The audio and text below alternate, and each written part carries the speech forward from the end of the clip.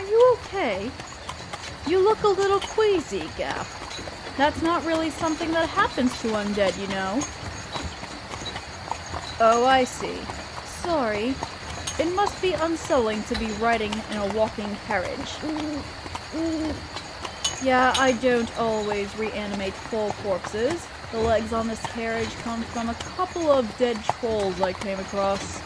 The upper bodies weren't in good enough condition for reanimation after a pack of dire wolves got to them, so I made use of what was left.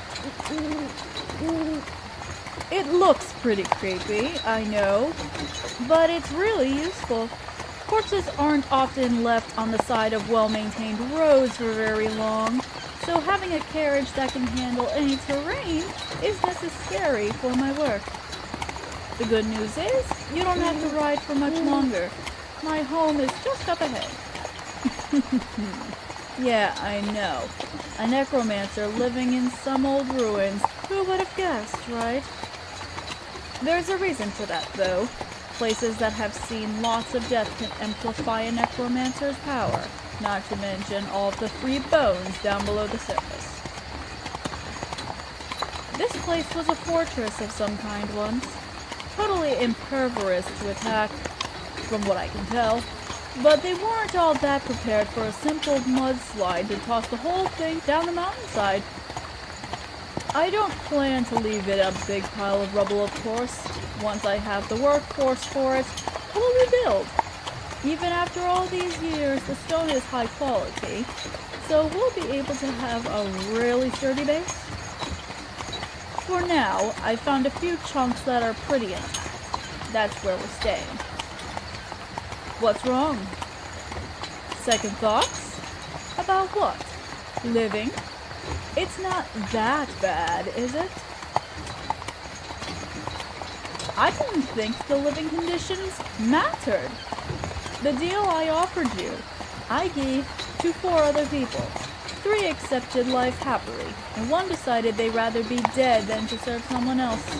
You're the only one who cared whether your second chance at life was going to be more comfortable. Sorry. I did say that I wanted you to follow your own free will. I just wished I'd have known beforehand that you had conditions. I wish I could tell you that you can just leave any time you like and be free, but your choices are pretty much this or death. Your body has been torn to pieces and stitched back together again. You can't survive without regular infusions of my magic. If you don't stick around, you'll be dead again in a month. I know, it's a really rough break, Gap. Nothing about your current situation is even remotely fair. But people don't always get what they deserve. In fact, it's pretty rare. You have to take the options that are put in front of you. That's the spirit. And I promise your living conditions are going to improve a lot in the future. My other whites are out recruiting more followers to help with the reconstruction effort. Like I said, there are 3 others. I think 4 is a good number for now. Someday, I might train you in stitching and reanimation, but for now, the others have that covered. I have a different job in mind for you. Well, you're an adventurer, right? That means you're the only white I have with combat experience. Maybe, but a novice is better than nothing. I need you to be my general. Well, general might be a bit generous at the moment. Those guards that you can see up ahead are all I have as far as armed forces go. Relax. I can conjure spirits, so I can get you all kinds of great teachers. But a spirit can't lead the other undead, I'm afraid. It has to be you.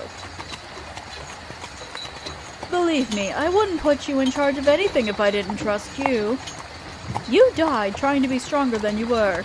You have ambition. But you've also learned a powerful lesson in caution. Combine all that with your pedigree, and it makes you a promising leader. Trying is all I ask. I'm sure you'll do great.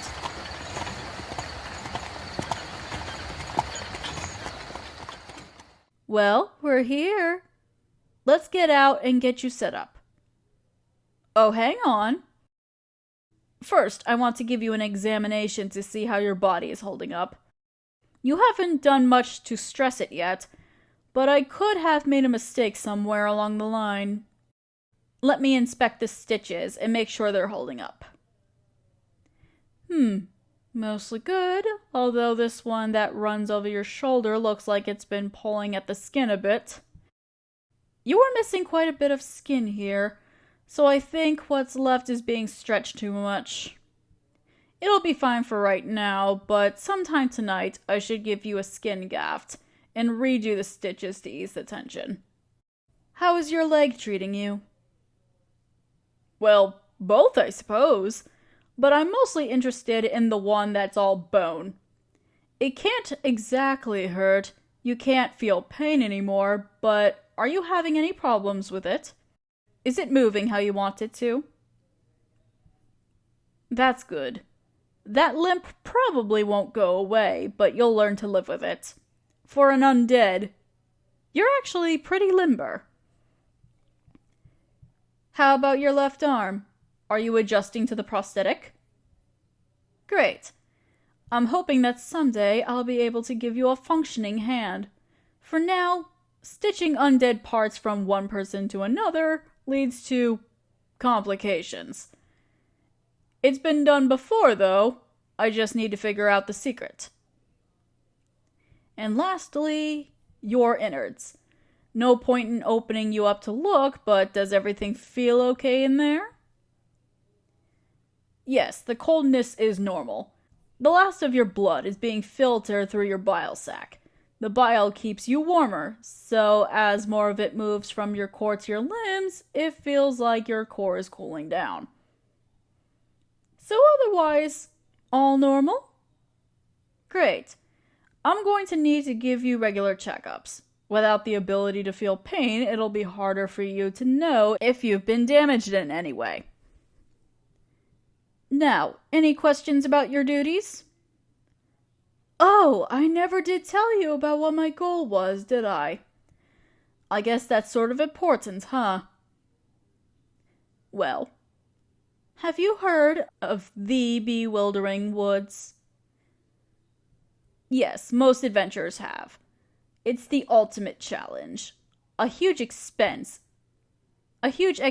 of cursed forest that's easy to get lost in, full of monsters, and that almost nobody has ever made it out alive. Well, it's a huge problem. On this side of the forest, it's just a simple geographic barrier, like any other, like a mountain or a lake. You just go around it. But there is a small nation on the other side, named Gelv, that's nestled into a nook. It's surrounded by the Bewildering Woods on almost all sides, with only an exit to the north. On paper, it's a great defense. They don't have to worry about attacks from anywhere but that one narrow pass. But it also makes it easy to lay siege to the entire country. And sure enough, that's what's happening. A rival nation has plans to block off the path, and Gelv is too weak to do anything about it. They have the means to feed themselves for now, but over the coming years, it's going to become harder and harder for them to get by without being able to trade with other nations. Eventually, they'll have to give up all their land with barely a fight. I want to stop that from happening by forging a path through the Bewildering Woods. If they can get resupplied from the other side, then there's no problem. It's a big task, I know. Even getting one person in and out is almost impossible, to say nothing of making a safe and reliable trade route. But that's the great thing about necromancy. The more dangerous the location, the more powerful I am, and the more raw material there is at my disposal. The plan is to build up a sizable army of high-quality undead, and then start blazing a trail. The undead can guard and patrol the path day and night tirelessly. As we go further in, We can bolster our ranks with more undead that we make from dead adventurers or slain monsters. You're going to be incredibly important for all this. As general, you'll be spearheading the whole operation. Eventually, of course. We have a long way to go before we'll have enough undead to start. How do you feel?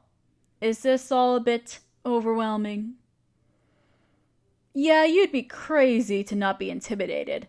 But don't worry, Gaff. I have faith in you. You're going to be an incredible undead general. I just know it. I'll be here every step of the way. Now, let me show you to your rooms. I've set aside a nice chunk of intact building for you. You don't need sleep anymore, but it's still important that you still have a place that's all your own. I really think you're going to learn to love it here. I can't wait for us to work together, Gaff.